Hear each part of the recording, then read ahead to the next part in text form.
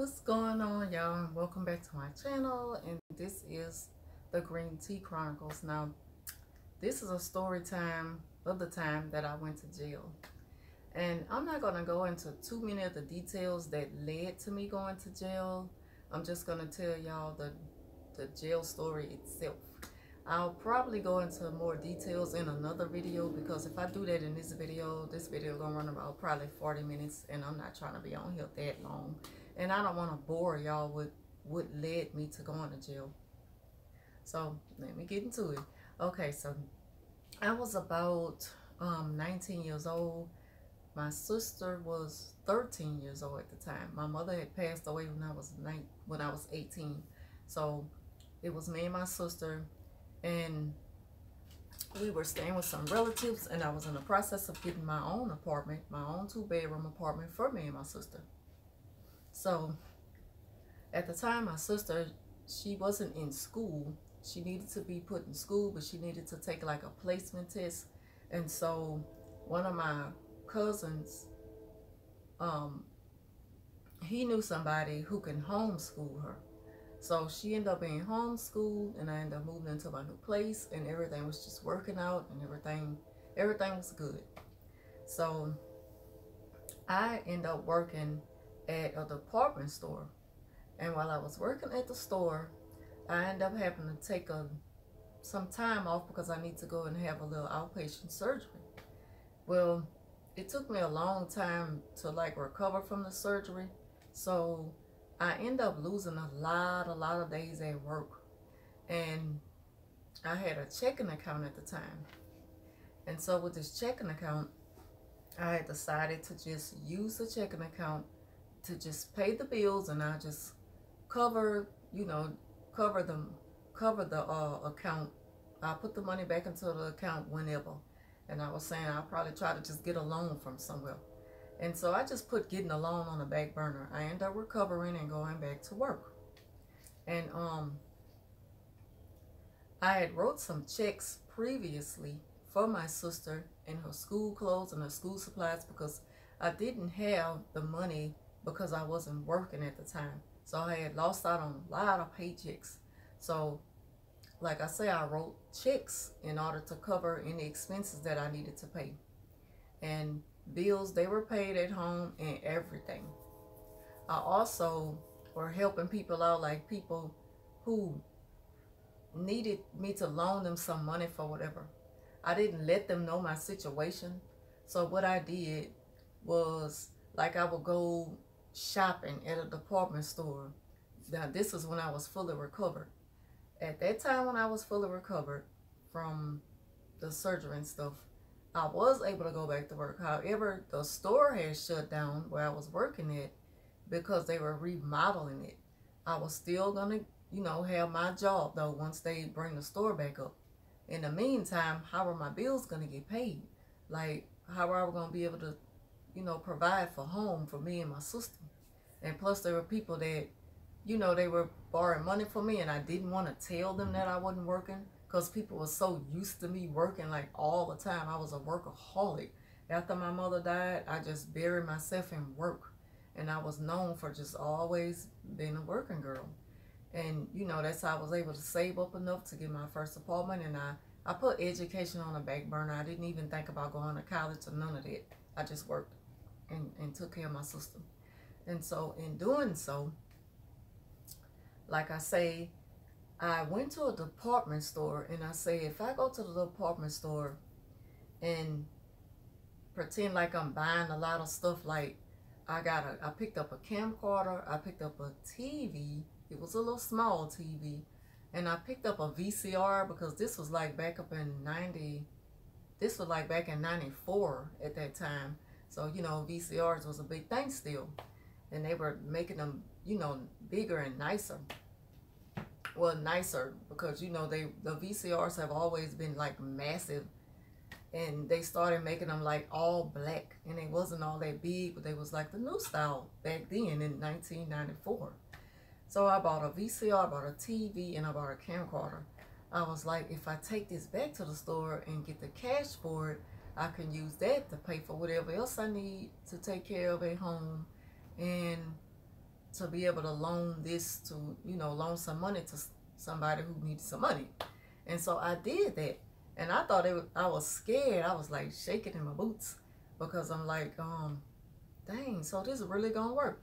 So I wrote the checks for the stuff, and it totaled up to like probably $300 or $400. And once I paid for that, once I took the stuff back and got the cash for it, I did what I did with the money, and I didn't look back at it. So as some time had passed, I ended up going back to work, and I was working and paying my bills, making an honest living, not, looking at the fact that what I did was a very bad thing. It was criminal. It was theft, and it was a felony. And, you writing checks, but I wasn't thinking like that. I was naive. I was just living, taking everything day by day and just living in a moment. And so somebody had advised me, why don't you just use your checkbook to just, take care of whatever it is you need. But they also said, make sure when you get paid, you go and put money in the bank to cover the check. And I didn't do that. It just didn't cross my mind. And I was so happy to be back at work, and everything was going good at home. My sister was happy. And, back then, I always felt like, now this is back then, I always felt like I had to be a people pleaser. I didn't have a mother in my life. My mother had passed. I just didn't have a strong connection with anyone, or a good guidance, or a good support system, or anybody to give me that good sound advice. I was 19, and I was just living life, just working, and that's it. I wasn't in school. I was just working at home. So I hadn't wrote any more checks. I started getting letters in the mail and stuff about the checks, and this check bounce and that check bounce, and so many letters just coming in the mail back to back about checks that bounce. And I just threw them to the side and think nothing of it. Just went on about my daily life. So, not thinking that they will, that day will come where I will regret just throwing that stuff to the side. So, as time had passed, I'd end up meeting my kid's dad. So, he ended up moving in with me because he was in the military and he got a discharge. And my neighbor, me and her had started hanging out and, going shopping, going to the movies and stuff like that. So one day she was like, my brother-in-law is about to get out of the military. He got a discharge and he'll be moving in with us because he don't have nowhere to go. And she was like, and he a good guy. He work hard like you. And he's single. You single, girl. I can hook y'all up. So I'm like, well, I want to see him. I wasn't like so much into hook me up. Because like I say, I always just work. That's all I ever did. I had a boring life for a 19-year-old. I just was a homebody who just worked and stayed home, or every now and then I would go somewhere with her. Either me and my sister would go out and eat into the movies, stuff like that. And I would give my sister allowance and things. And with my mother, being, she had passed away, my sister was able to get Social Security money. I was, over 18, but she was able to get it. So, life was good. I was still missing my mom, though, and all the way to this day, I still miss my mother. But, it was still so fresh back then. I had just lost a year before all this had happened. And life was going, it was moving so fast for me in a good direction, but I still needed my mom. I still needed my mother. And so, and good sound advice, I just didn't get that from anywhere. Yeah, so she told me about her brother-in-law, and me and her brother-in-law ended up meeting, getting acquainted. And we didn't date right away. We took things very slow by just getting to know each other and going to the movies and stuff like that. Because as a matter of fact, he had started seeing somebody once he moved down to Louisiana, because he had come down here from Arkansas, but he's originally from Chicago. So we went on a date and stuff like that, and he moved in with me. I was like, I could use a roommate, to kind of help me out with the bills and stuff. My sister, she's only there on the weekends because she goes to homeschooling with my other cousin, and, and stuff like that. I have a cousin who's certified and licensed to do homeschooling. And so she leaves for the week, and I'm mostly home alone and stuff like that. And I'm like, but I can use a second income, and the money will help me, and blah, blah. So that's how we end up connecting. He moved in, and it was what it was. And so, but we ended up getting more serious than that, obviously. And I got pregnant. Well, my first child was with my son, and that was his first child also. And some time had passed, and we were in the living room one night. We had a sofa couch. I mean, a bed. I had a sofa bed. And so we're in the living room one late night. My sister had just made it home. She came in late that night. So she just kind of like went straight to bed or whatever. So we're in the living room, me and him, we laying in bed and watching TV. So he fell asleep, and I'm like, the least little noise will wake me up. So I'm seeing flashlights all in the windows and stuff. And I'm sitting up and trying to wake him up, and he wouldn't budge. And so when he finally got up, it was because they were banging on the door. Like, I'm like, who is that? So when I got up and I looked out the window, and he looking out the window. He looking out one end of the window, I'm looking out the other end of the curtain. And we see Baton Rouge Police Department, you know, cars out there. Like, what the hell? Why are they here? And I'm dumbfounded, and so is he. So he opens up the door, and the police called, Felicia Webster here? And I'm just looking, and he's screaming like, Felicia Webster here. And I say, Felicia who? What's her last name? Just like playing dumb, and I'm just like shocked, like, why the hell? What I did? And it never dawned on me that, oh, those checks, and you know, like, that just never dawned on me. I was just so naive and just out of my mind. I wasn't even thinking about that. I'm just like, what I did. And so the police, he was like, go get some identification, and don't bring back no weapons. And, you know, just like real mean and loud, and just screaming at me, just screaming, doing a whole lot for nothing. And so I went and got my ID, and I came back because I didn't have a license at the time. I didn't have a car. I didn't know how to drive. Brought him the ID, and he seen it was me. And then he read me my rights and stuff like that. And I did one of the craziest things, like right before he read me my rights, right before I even brought him my ID, I said, Felicia who? And he said, Felicia Webster. And I said, Webster? And I think I was about to say, asking my kids, they like, what's my last name? Just so stupid. Like, I was just so out of my mind. In that moment, I was so shocked that this was happening. I'm like, this can't be real right now. So he read me my rights and stuff. And he got ready to handcuff me, and he said, are you pregnant? And I said, yeah. And I had like a little pudge. And so, let me see, this happened in September, and I had my son in April. So yeah, I had a little pudge. Because I was huge when I was pregnant with my son. This baby came out at 8.5 pounds, and I was just a little I was just a little stick. I was a little toothpick. So he took up all the weight. I didn't have any baby weight. The baby was the weight. So I'm in a police car, and they talking. It was a black police on the passenger side, the white police driving. And the white police was like, are you all right back there? You comfortable? And I'm like, uh-huh. And I was just like, I can't believe this is happening. So I was even too scared to ask questions like, so where am I going? How long is it going to take? Where am I be? You know, the questions was all in my mind. And so the black police was like, why are you asking her? Is she all right? I'll never forget, he said, she not going to the Holiday Inn, she going to the Paris prison. She'll be all right. She should have thought about that before she, you know, stuff like that, before she wrote those checks and stuff, what she thought was going to happen. And so, once we made it to the prison and got out, and they took me in and stuff, they put me up against this wall, and I was shackled and handcuffed to the wall and shackled to other people on the wall who were being processed. So to be processed, first you went into like an interrogation room, and once they got to, and all this stuff, it took like hours. Once I got into like this interrogation room, the only thing that came to my mind was Menace to Society when Kane was in the interrogation room, and the police up there like, you know, you done fucked up, right? That's the only thing that came to my mind. It was just so funny to me. They're like, okay, you still not taking this serious, huh? This is still not like a wake-up call. You are really here. This is the real thing. You're really in jail right now, about to be booked. You know, about to go behind them bars. But I'm in there thinking about Menace to Society. It's so crazy. I'm a goofball.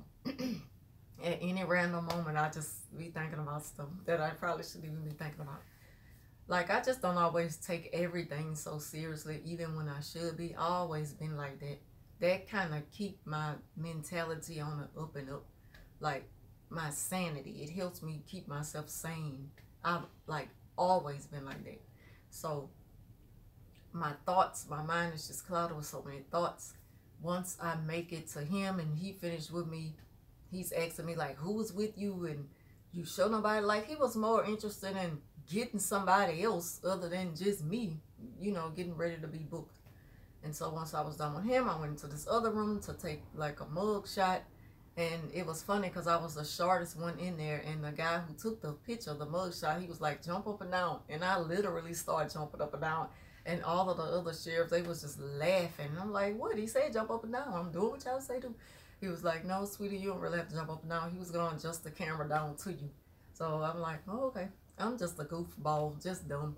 So they took my picture. I got my mug shot. I got out of there. They took me in this other room, like a medical room. And even though people came in behind me for being booked, they had to get them out of the way first, like people with STDs, other diseases, people, you know, like diabetics and stuff. They wanted to get them out of the way with their medication first. So I'm still just sitting on the bench and shackled. You even shackled when you sitting down on the bench and handcuffed. So once they got to me and checked my dental and did blood work and all that, and I checked out everything good, they took me into this other room, and you're in there by yourself with a sheriff, a female, and she's like, take all your clothes off, so you gotta strip. And I was just so cold and uncomfortable, and that when it just started like hit me like, you really here, oh, you don't want to joke now, huh? So she said to bend over. She said squat, and my mind was gone. I heard what she said, but I didn't do what she asked. I just bent over, and she said, I didn't ask you to put your ass in my face. I'll never forget that. And so I got up all scared and stuff, like, sorry. My voice was trembling. I was freezing cold. I was just ready to go. But I couldn't let the tears, I just couldn't let the tears drop. I couldn't make myself cry for nothing in the world. I was just holding it. It was there, but it just couldn't come out. My mind was just bottled with all kind of thoughts, and it was just like a surreal moment. So once she was finished with me, I put on these orange clothes that had the prison, you know, initials on there, EBR Parish. It just had EBRP on there on the back of the orange, big orange shirt that I was just like lost in the clothes, and the clothes was so big. And I had on like these orange slippers, those plastic orange, cold, hard. Like, who else had this on? Like, so, like, that's what I should be thinking about. So once I was escorted to I was escorted to a holding cell with other people was sitting in there, and that some of them were leaving out of there to make their first phone call, and then they got to me. I made my call and stuff for my kids. They was waiting by the phone, and then I called my aunt, and I had it hung up on her. So I got back in a holding cell, and I'm like, oh, so well, you know, really just not knowing where I'm heading. So I end up going, they end up taking me to the line, and it was like a long walk to this other building, and it's like four sections on this, in this one building. There's these four sections, and they took me to this section, like this A, B, C, D section, and they took me to D, and D is like the bars, and behind the bars is a bunch of bunk beds, like 8 on one side, 8 on another side, in a line, and you have to walk the line. So, and then there's a day room. And I mean, and to take y'all back to the holding cell, it's just like what you see on TV, that bench on both sides of the holding cell, and that nasty looking toilet sitting up in there with somebody that number 2 looked like it been in there for days. It's just like, it was like the real deal thing, and I just couldn't believe I was living this. I was like really in that moment. So once they made, you know, once I made it to the line where I was booked and processed and all that, and they had gave me like bed clothes and stuff, just throw them in your hand and you stand up there with the stuff. I will never forget, soon I went in there, soon the sheriff deputy or whatever opened up the gates and the bars, and I went in, and I'm standing up there, and as I'm turning around to say, where do I go? And before I could get go out, you just heard a cling, and it was like so loud, like something on a movie. And before I could say, where do I go, I was like, where do I cling? And she was just walking away. And I was like, where you going? Like, where you going? Hey. And then they had a chick, she was like saying something. So I was like following her voice. It was dark because it was lights out already. Lights was out like for 10 p.m. And all of this was going on probably like 1 or 2 in the morning. when I made it to the line. So I'm walking on the line, and a chick was coming up to me, and I just was like a deer in headlights. I just thought she was about to jump on me. And the first thing I was gonna say is, I'm pregnant. So she just took my stuff and said, "Come on, Ma, I got you." So she was like, "Come on, Ma, I got you." And all of them was calling me Ma. She got my bed closed, and she took my stuff and made my bed, and then she was like, "Now, I was pregnant, so I was supposed to be on the bottom bunk, but they don't care. What do they care? Don't nobody care. You don't get no special privileges in prison. You're there, and you just got to deal with it." So I ended up climbing on the top bunk. She had the bed all set. Not that I cared, because I know I wasn't going to sleep no time soon. And she was like, "Nah, get your breakfast." And I'm like, "Okay." Like, I wasn't like, "Oh, okay." I was just like, "Okay." Like, it was like whatever at that point. I was still in shock mode. So I'm there the next day, and she got the breakfast and stuff like that. So days went by, and I was there for a week. I was there like September 20th to September 27th. So anyway, as we went to child time, breakfast or lunch or whatever, when we made it back, there's times when you have to clean. The inmates have to clean the line, and there's certain things that everybody do. And I guess everybody just fall into place. And I'm still just kind of feeling my way through this. Not that I want to, because I want to go home like everybody else in them. They had like put up this fake list of, chores. Now, they never had a list up. And it took for a new inmate. Well, she wasn't new. She'd been to jail before, but she had got booked in there during the time while I was there for like 3 days already. She was like, "That was fake. They just put that up there." And they put a list up, and they had my name by everything. That was just so funny to me when I look back at it. It was just, that was just so funny to me that they put my name on everything that needed to be done to be clean. So they had, females cleaning the shower area, sweeping and mopping certain areas of the line, and, stuff like that, and cleaning the baseboards and stuff. And the sheriffs was in there with the cleaning supply, because they're not gonna just leave the stuff in there, because the inmates might use it for a weapon or whatever, or probably even try to take the chemicals for to get high off, or I don't know. But anyway, I know that was the situation at hand, and they had my name by everything that needed to be done, until one of the chicks just kind of pulled me up on game, like, "Girl, you don't have to do all that. They just doing that to you because you knew." And I was really like about to start doing all this shit. Like, what? I gotta do everything, and everybody else is gonna be in here doing what? Chilling. And so after that happened, yeah, so time went by a couple of days, and then it just really hit me one night. Like, when I'm in bed, and my sleep was finally, like, I'm in bed, my sleep wasn't coming down. I would never allow myself to sleep. I hadn't slept in probably 72 hours. I just had the biggest bags under my eyes. Just looked horrible. I was miserable. I was saddened. I was alone. I was just uncomfortable. Just everything. And then the pregnancy hormones was eating my butt up. So I just started crying, and it just kind of started a chain reaction to other females crying. And one chick screamed out, "I wish y'all would be the fuck quiet." So I just got quiet. I just hushed. Like, I just went into instant hush mode. That's all I had to hear. They shut me up. But I was hurting inside. Like, I really just was missing my freedom, my home, my sister, and my kid's dad. And then I was feeling this guilt of being a mother to be in jail. I was just feeling bad. Like, I'm in jail and I'm pregnant. Like, this is something I'm going to tell my son one day. And so, yeah, I was in jail, pregnant, and it was a real moment that it felt like I was in a trance, like it was something that's just unreal, but it was really happening. And it was because I was arrested and charged with I was arrested and charged with 4 counts of issuing worthless checks, and it added up to almost $600. So it was a felony. Over $500 makes it a felony. So that's probably why they had to hold me in there for so long, until they get the right judge assigned for me, or get me assigned for the right judge. This judge was so nice, and I was able to write him a letter while I was in jail, because the chick who was making the bed up for me, no, she wasn't my girlfriend. No, I didn't give it up to nobody. I didn't get violated, raped, or none of that. She was just cool and just like showing me the ropes while I was up in there. gave me the pencil paper, all that kind of stuff to write the judge. And it got to him because when I went for an arraignment in jail, and I was facing a TV. I didn't go like to, I wasn't taken from the prison to the courthouse. And I'm glad I wouldn't. I don't want to walk up in there with all that on, orange on, and in jail and pregnant. So they was like, you're going to face the TV. You're a first offender. And so my bond was just $7. Just $7, thank God. My bond was just $7. And I'm like, I was in here a whole week for $7. I could have bonded out that night.